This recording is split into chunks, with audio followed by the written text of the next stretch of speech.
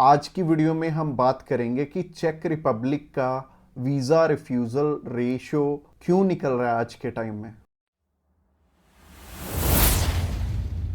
Subscribe कीजिए हमारे इस चैनल को और टूरिस्ट वीज़ा में आने वाले अपडेट्स के बारे में अप टू डेट रहिए। तो जहां तक बात की जाए आज के टाइम में रिफ्यूज़ल्स की, रिफ्यूज़ल रेट बहुत ज़्यादा पीक पे हैं और जैसे कि मैंने बताया 4 बारी अप्लाई करके 5 बारी अप्लाई करके भी लोग बैठे हैं जिनको कि समझ में नहीं आ रहा कि उनका रिफ्यूज़ क्यों हुआ है।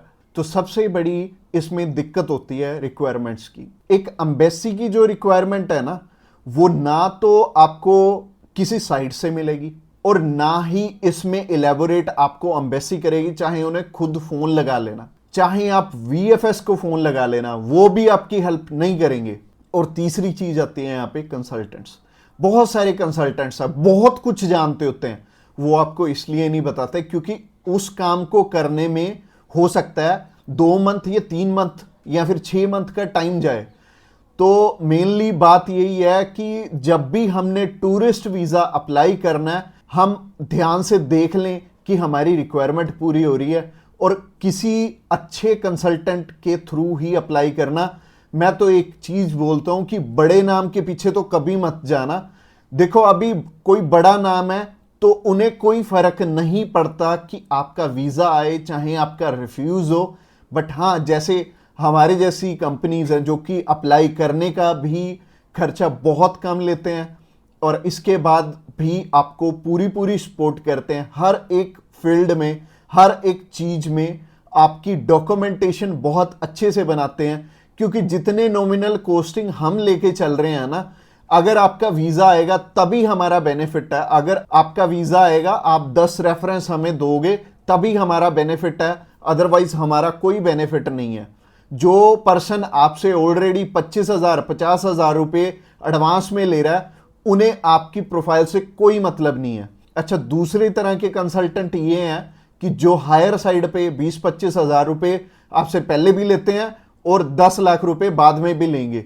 उन्हें भी आपकी प्रोफाइल से बहुत हद तक कोई मतलब नहीं है क्योंकि उन्होंने आपसे एडवांस ले लिया है और उन्हें यह फर्क नहीं पड़ता कि आपका वीजा आए या ना आए। वो अगर 10 केस अप्लाई करेंगे तो उसमें से एक वीजा तो वैसे ही आ जाता है, तो उनके 10 लाख रुपए तो वैसे ही बन गए। तो उन्होंने आपकी टेंशन क्यों लेनी है? तो सिंपल सी बात है, मैंने आपको अपना मोटिव बता दिया है कि हम रिक्वायरमेंट आपकी अच्छे से क्यों फुलफिल करवाते हैं जब भी आपने टूरिस्ट वीजा अप्लाई करना होता है। क्योंकि हमें आपसे बहुत कम पैसे मिलने हैं। अगर आपका वीजा नहीं आएगा, आपसे हमें रेफरेंस नहीं मिलेंगे, तो हमारा फायदा ही नहीं है इस काम में आने का। इसके अलावा पहला रीजन तो हो गया जो कि रिक्वायरमेंट के ऊपर है कि रिक्वायरमेंट अपनी बहुत अच्छे से समझ लेना और पूरी कर लेना, तभी वीजा अप्लाई करना। और दूसरा रीजन है कि आपके फाइनेंशियल डॉक्यूमेंट्स बहुत अच्छे से फुलफिल नहीं हुए होते। तो फाइनेंशियल डॉक्यूमेंट्स अगर अच्छे से पूरे नहीं होंगे तो एम्बेसी आपको वीजा, आप ही बताइए, कैसे देगी? उन्हें एक प्रॉपर प्रोफाइल चाहिए, उन्हें ऐसी प्रोफाइल चाहिए कि स्टेप बाय स्टेप आपके सारे डॉक्यूमेंट्स आपस में मैच कर रहे होने चाहिए। जैसे कि आपका जो ऑक्यूपेशन है, वहां से आपकी कितनी मंथली इनकम आ रही है और क्या वो उसी प्रोफेशन से इनकम आ रही है आपकी, और आपके फाइनेंशियल्स आपस में मैच कर रहे होने चाहिए, तभी आपका वीजा लगेगा। तो अगर आपको नहीं पता है कि आपके फाइनेंशियल मैच कर रहे हैं या नहीं कर रहे, तो आप क्या कर सकते हैं, आप अभी हमें कॉल कर सकते हैं। आप जान सकते हैं कि आपके फाइनेंशियल अच्छे से मीट कैसे होंगे। और कॉल तो आप इस वीडियो के एंड में ही हमें करना, क्योंकि आगे जो रीजन है वो भी बहुत स्ट्रॉन्ग रीजन है कि आपका वीजा इन इन कारणों से भी हो सकता है। प्रोफाइल का तो मैंने आपको बता दिया कि आप हमें कॉल कर लेना। इसके अलावा जो तीसरा सबसे बड़ा रीजन है वो है कि आपके यहां पे इंडिया में टाई स्ट्रॉन्ग ना होने, यानी कि इंडिया में आपका कोई ऐसा रीजन नहीं है कि आप वापस लौट के आओ। जैसे कि मैरिड है अगर कोई, तो उनकी वाइफ उनका रीजन बनती है वापस आने का, और अगर कोई अनमैरिड है उसको थोड़ी सी प्रॉब्लम ही आती है। बट इसका भी सोल्यूशन है कि आप बेटर है, अगर आप 20-21 साल के हो, 22 साल के हो, तो बाहर जाने के लिए मैरिज तो करोगे नहीं, तो कर क्या सकते हो, आप अपनी मम्मी या फिर अपने पापा में से किसी एक जने को अपने साथ में अप्लाई करवा लो। इससे क्या होगा कि अगर मम्मी आपके साथ जा रही हैं, आपका नहीं है वापस आने का स्ट्रॉन्ग रीजन, बट उनका बन गया, तो उनके चक्कर में आपका भी वीजा आ जाने वाला है। तो आप कर क्या सकते हो, या फिर मम्मी या फिर पापा को अपने साथ में अप्लाई करवा लो, तो ज्यादा अच्छा रहेगा, आपका भी टाई स्ट्रॉन्ग हो जाएगा। तो तीसरा रीजन हो गया। रीजन नंबर 4 की तरफ बढ़ते हैं। और जो चौथा रीजन है वो ये रीजन है कि आप यहां पे घूमने के लिए जा रहे हो, आपका पर्पस मैटर करता है। जब आप कवरिंग लेटर बना रहे हो तो कवरिंग लेटर ये तो आपके हाथ में नहीं है, ये तो आपके कंसल्टेंट के हाथ में है कि आपका पर्पस बहुत ज्यादा स्ट्रांग होना चाहिए, तभी आपको एक कंट्री वीजा देगी। और वीजा उन्हीं को मिलेगा, लाखों लोग अप्लाई करते हैं जिनका की एक पर्पस होगा, जिनका एक कारण होगा बाहर जाने का।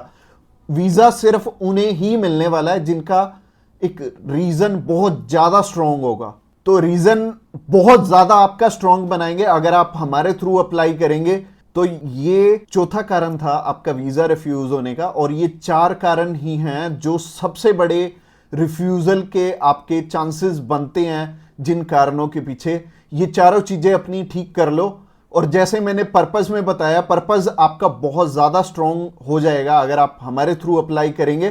तो अगर आप हमारे थ्रू अप्लाई करना चाहते हैं, आप जानकारी लेना चाहते हैं कि आपके रिक्वायरमेंट पूरी है, क्या आपके फैमिली टाइज स्ट्रांग है, तो आप अभी हमें कॉल करके पता कर सकते हैं कि क्या आपकी रिक्वायरमेंट अच्छे से पूरी है, क्या आपके फाइनेंशियल डॉक्यूमेंट जो कि सबसे ज्यादा इंपॉर्टेंट है आपस में मैच कर रहे हैं। इसके अलावा जो तीसरा कारण था वो था आपके फैमिली टाइज कितने स्ट्रांग है। इसके अलावा चौथा कारण है कि आपका पर्पस हम कितना स्ट्रांगली लगाएंगे।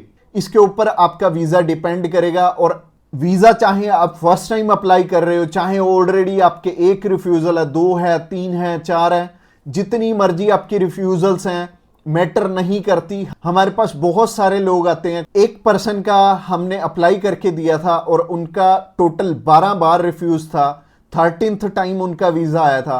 और मोस्टली लोग 1 बारी, 2 बारी, 3 बारी, तो बहुत सारे लोग रिफ्यूज होते हैं। कई लोग तो 4-4, 5-5, 6-6 बार रिफ्यूज होते हैं। इवन उन्हें ये नहीं पता लगता कि हम करें तो करें क्या। वीजा तो हमें लेना है, और लेना भी बिल्कुल सही मायने में है, एक्स्ट्रा पैसे देके नहीं लेना, एक बिल्कुल नॉमिनल चार्जेस में ही अप्लाई करवाना है किसी से। तो उस कारण में वो ट्रैवल हिस्ट्री वाली साइड भी जाते हैं। तो ट्रैवल हिस्ट्री वाली साइड मैं तो बिल्कुल नहीं बोलूंगा कि आपको ट्रैवल हिस्ट्री बनानी चाहिए, क्योंकि इस टाइम एयर टिकट्स ही इतनी महंगी हैं कि अगर आप एक कंट्री में भी ट्रैवल करते हैं तो आपका 70 से 80 हज़ार रुपये लग जाते हैं। इसके अलावा अगर आप 3-4 कंट्रीज में ट्रैवल कर लिए तो आपके 3-4 लाख रुपए खराब हो जाने वाले हैं। और जैसे कि मैंने आपको पर्पस वाली वीडियो में बताया था, 15 से 16 हज़ार रुपये में आप हमारे थ्रू अप्लाई कर लेंगे और आप कम से कम 3 लाख रुपए में अपना 20 बारी अप्लाई कर पाओगे। तो ट्रैवल हिस्ट्री पे बिल्कुल भी पैसे मत लगाना। इसके अलावा अगर आप हमें अभी कॉल करना चाहते हो, कॉल कर सकते हो नीचे दिए गए नंबर पे। और इसके अलावा आप हमें व्हाट्सएप पे भी मैसेज कर सकते हो। व्हाट्सएप पे मैसेज करने के लिए डिस्क्रिप्शन बॉक्स में लिंक है, उस लिंक पे क्लिक करते ही आप हमें मैसेज सेंड कर पाएंगे और हम भी आपकी inquiry as soon as possible हम लेने वाले हैं। और हमारी टीम्स ऑफ एक्सपर्ट्स हमेशा रेडी है और वो सारे टीम मेंबर्स को पर्सनली मैंने ही ट्रेंड किया हुआ है और आपकी हर एक ज़रूरत को वो समझेंगे और फिर उसी अकॉर्डिंग आपको गाइड करेंगे। और आपको बिल्कुल भी टेंशन नहीं लेनी, जब भी आपने वीज़ा अप्लाई करना है आप हमारे थ्रू ईजिली कर सकते हैं। अगली वीडियो हमारी सी टाइप के वीज़ा के ऊपर रहने वाली है कि सी कैटेगरी में बहुत सारे हमारे पास ऑप्शन होते हैं अलग अलग, जिनके थ्रू की वीज़ा अप्लाई करने में हमारा पर्पस बहुत स्ट्रॉन्ग हो जाता है। तो सी टाइप में जैसे कि बिजनेस वीज़ा हो गया, स्पोर्ट्स वीज़ा हो गया, कल्चर वीज़ा हो गया, मेडिकल वीज़ा हो गया, तो ये सारे वीज़ा के बारे में हम बात करने वाले हैं, जो कि हमारी नेक्स्ट वीडियो रहने वाली है। तो आपने क्या करना है, हमारी नेक्स्ट वीडियो को भी जरूर ध्यान से देखना। Thanks a lot for watching this video till the end, और मिलते हैं किसी बढ़िया सी वीडियो में नेक्स्ट टाइम।